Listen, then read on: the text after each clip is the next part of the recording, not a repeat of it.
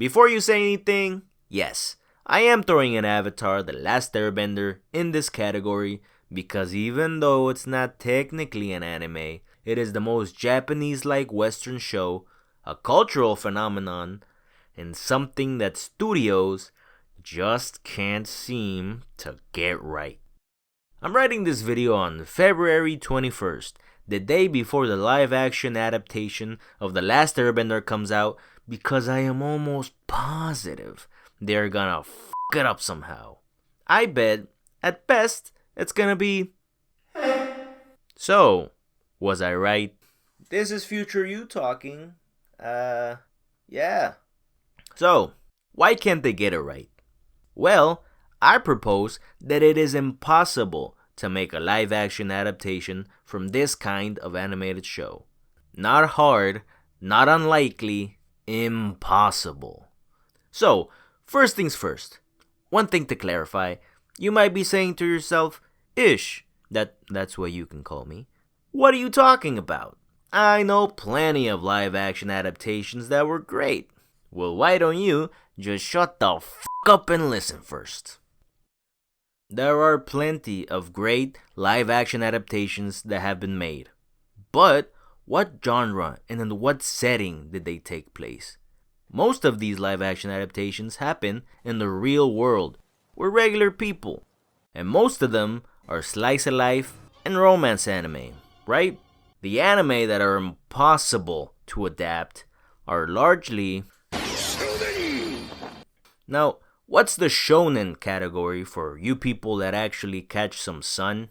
Well, it's anime and manga. What the hell is that? That is mostly aimed at young male teenagers. Notice the tits? And more often than not, these shows are batshit insane. There's demons, powers, this fucking thing. Yelling. Inner monologue. What the fuck is that? Here lies the first problem.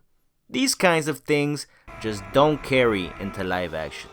Almost all of the shonen adaptations have failed because it just looks weird.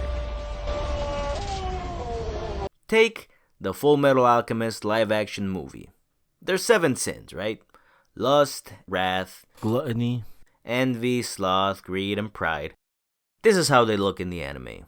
Notice how different everybody is from one another and how crazy their designs are. That's cause this fucking lady was just like big fat gorilla looking f***er. Oh yeah, melting people. Ooh, big tits. Not to mention alchemy powers, creatures, this thing. It was all possible because it came directly from her fucking head without the need to compromise on anything. Second problem, compromise. Live action has to compromise on a lot. Characters, locations, stunts, choreo, visual effects. First off, let's start with characters. What I mean by compromise with this is that the live action characters most likely won't look like they do in the anime. And I'm not talking about like casting Goku and him not looking exactly like Goku. I'm talking about these fucking weirdos.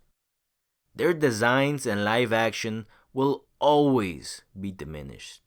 Cause fucking look at him. Where in the real world are you gonna find an 8-foot horseshoe shaped looking freak? Then we go into location. The sets can only stretch so far and can only be so grand.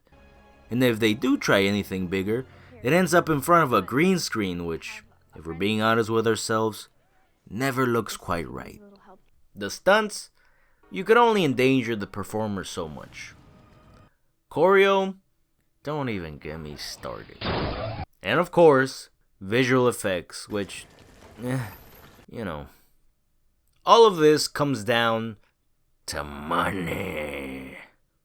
Avatar, not the airbender but the alien, looks amazing. Truly, a technological achievement. You can't tell what's real or not half of the time. But they were only able to do that because they threw in a fucking $1 billion on it. Now, these shows are expensive. but it's not nearly enough money to make the ridiculousness of anime be translated into live action.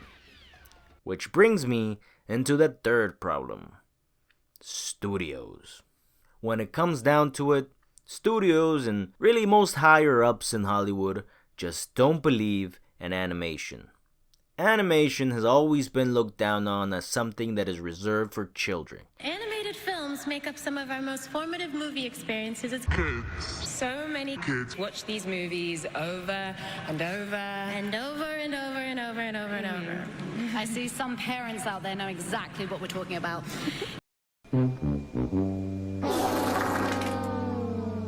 Many Hollywood suits have probably had this thought: if they could have done it in live action, they would have.